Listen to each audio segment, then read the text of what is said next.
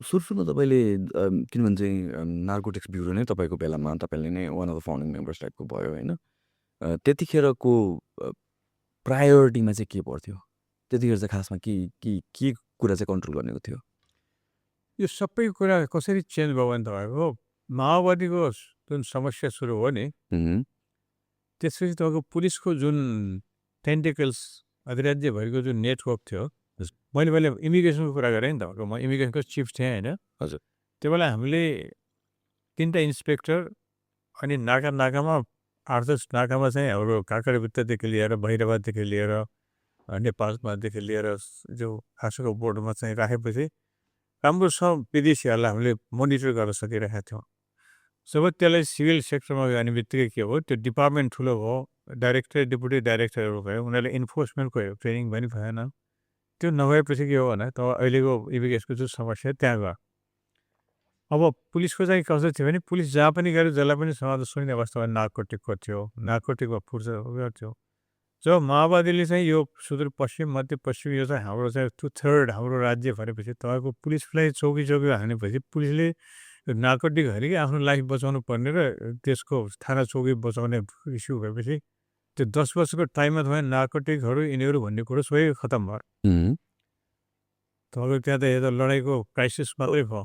त्यसले गर्दाखेरि त्यो 10 वर्षले तपाईँको के हो भने अहिलेको कुरामा अब जब माओवादी फर्केर आएपछि तपाईँको सेक्स यो पैसा कमाउनेदेखि लिएर त्यो ब्याङ्क लुट्ने के लुट्ने भनेर तपाईँको अराजकताको एउटा चाहिँ नमुना सुरु भयो नि त्यो बेलामा। त्यसपछि अहिलेको पुलिस चाहिँ हामी त्यो त्यो स्ट्रिम लाइनमा पुग्न सकेका छैनौँ। अहिले त्यसो गरी नार्कोटिक भन्ने कुरा नार्कोटिक सँगसँगै यति धेरै अरू विकृतिहरू आयो कि तपाईँको त्यो नार्कोटिकको भरमा तपाईँले त्यो फुच्चे फाच्चेलाई भन्दा ठुलो मान्छेलाई समात्न सक्नु सुनलाई समात्न सक्नु भएको छ तपाईँले होइन, ललिता निवासको के गर्न सक्नु भएको छ तपाईँले। अनि तपाईँले फेरि यसलाई यो के भिसाकाण्ड कति काण्ड 30वटा 25वटा काण्ड छ, त्यसलाई पुलिसले सक्दैन भनेदेखि यो फुच्चे फुच्चे समात्ने भने त एउटा दिनदिनै ट्राफिक पुलिसले गाडीले यसो पास गरे जस्तो मात्रै भयो नि। मैले त्यसरी तपाईँले भन्नु खोजेको के भने यदि तपाईँ अहिले जेलमा गएर कुन लेभलका कस्तो खालका मान्छे कैदी छन् थुनिएका छन् भनेपछि माइबाप नभएका मात्रै छन् त त्यहाँ। ठुला अपराध त बाहिरै छन् भन्दा अर्गनाइज क्राइम भन्ने कुरो, सिन्डिकेट क्राइम, करप्सन यो सबै कुराहरू त बाहिर त फ्लोटिङ भइरहेको क्या त। अनि नार्कोटिक मात्रै कसरी हुन्छ, त्यो अरू सबै अपराधसँग नार्कोटिक एउटा पार्ट हो नि। यो नार्कोटिक पनि किन नार्कोटिक भने तपाईँको खाने बाहेक त्यो हेल्थ सेक्टर बाहेक अरू त पैसा मात्रै हो नि। मेक्सिकोले कोलम्बियाले किन ड्रग्सको काम गरे भने त पैसाको लागि हो, त्यहाँ ड्रग्सको लागि हो र इस्यु नै के भन्दाखेरि ड्रग ट्रेडको कुरा आयो अनि ग्लोबल तपाईँको इकोनोमीको कुरा हो। 20% अहिले global economy more than 20% organize क्राइमको चाहिँ इकोनोमीमा जान्छ हेर्नुहोस्। मेबी अब हात हतियारको कति पर्सेन्ट जान्छ अहिले तपाईँको हात हतियारमा कति खर्च भइरहेको होला। अनि हेल्थ एडुकेसन लाइफ यो ह्युमेनिटिज भन्ने सेक्टर त थोरै छ त तपाईँको। नेपाल जस्तो ठाउँमा यो सुदान जस्तो ठाउँमा अहिले अफ्रिकाको अहिले क्राइसिस भएको ठाउँमा अहिले प्यालेस्टाइन जस्तोमा 0 छ त यो कुराहरू। त्यसले गर्दा हामीसँग भएको बजेटलाई त्यो यति एलोकेट भएको छ भने त्यो एलोकेट ठाउँमा गएको छ कि छैन त्यो पनि हेरेको छैन हामीले।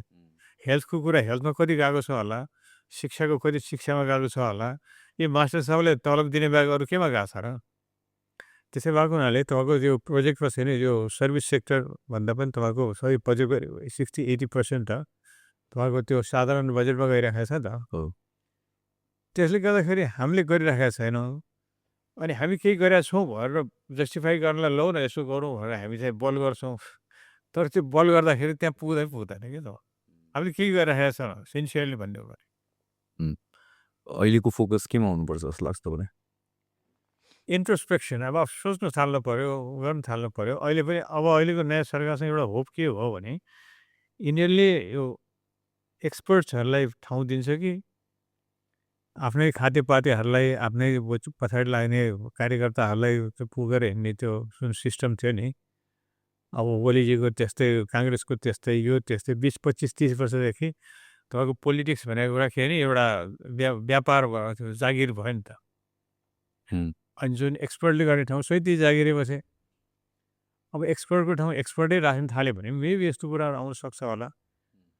अब अहिलेको नयाँ सरकारले कस्तो गर्छन् अब म पनि एक महिना हेरिरहेको छु अब किनभने अब कहिलेकाहीँ कस्तो लाग्छ र अब फेरि पोलिटिक्समा जाँदा कहिलेकाहीँ सुपर मेजोरिटी भएर त्यो पनि खराब हो कि किनभने यो हुँ, बाहिर हिजो हारेकाहरू छन् अहिले सबै बिचौँ बसेदेखि त्यो नगरा र दाँतमा टन्न अड्किरहेछन् नि त्यो तिनीहरूले चलाउन दिन्छ कि दिँदैन त्यो दुःख त दिनेवाला छन्।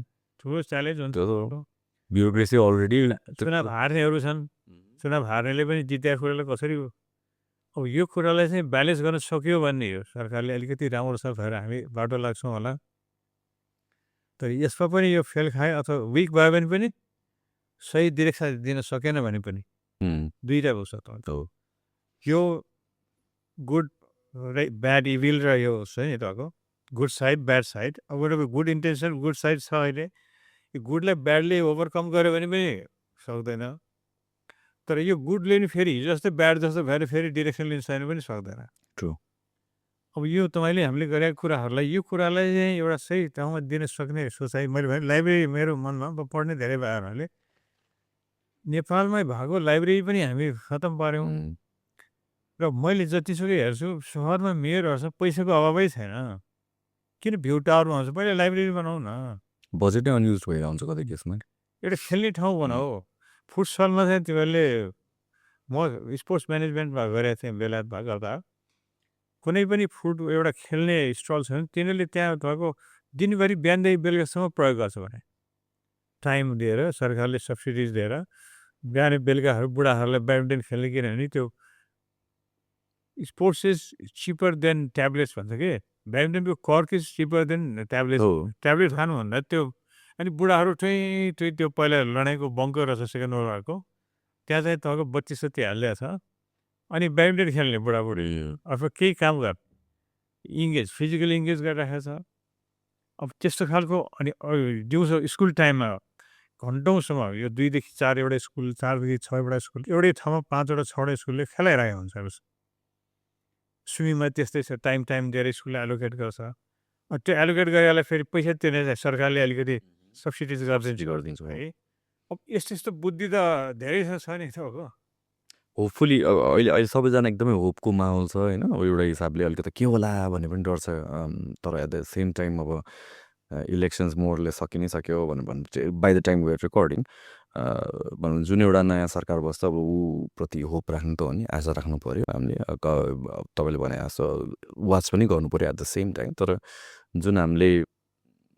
सोचिरहेको छु जुन डेभलपमेन्टहरू हुनुपर्छ होपफुली त्यो बिस्तारै बिस्तारै एडअप हुँदै जान्छ होला टाइम लाग्ने मात्र तपाईँ त अब बडी बिल्डिङ गर्नुहुन्छ बारबल उचाल्नुहुन्छ है मैले ब्यारेकमा केटाहरूले त्यो जेलमा पनि देखाएको छु तपाईँको ड्रमलाई सिमेन्टको ढलान गरेर बारबेल बनाएको छ त हेर्छ हो अब तपाईँले पनि ठाउँ ठाउँ स्कुलमा गएर यसोलाई बसुल बनाउनुपर्छ केटा हो भनेर त्यस्तो भोलिन्टियर हाम्रो कोर डेभलप गर्नुभयो क्या अहिले त एकदमै इन्ट्रेस्टेड छ स्पोर्टमा मान्छेहरू फिटनेसमा चाहिँ एकदमै बिस्तारै बिस्तारै मान्छे डिफ्रेन्ट फर्ममा पनि आउनु योगामा छ त्यसमा छ क्यालिसेनिक्स नै बढ्दैछ यहाँ बिस्तारै क्यालिसेनिक्स बढिरहेको छ योगा छ power lifting weight lifting gym सबै कुरा बिस्तारै बिस्तारै आई थिङ्क त्यो बाहिरको कति कुराले छुन्छ नि यो चाहिँ राम्रो कुराले छोयो अब यसमा यो हिसाब ठेगारेर छ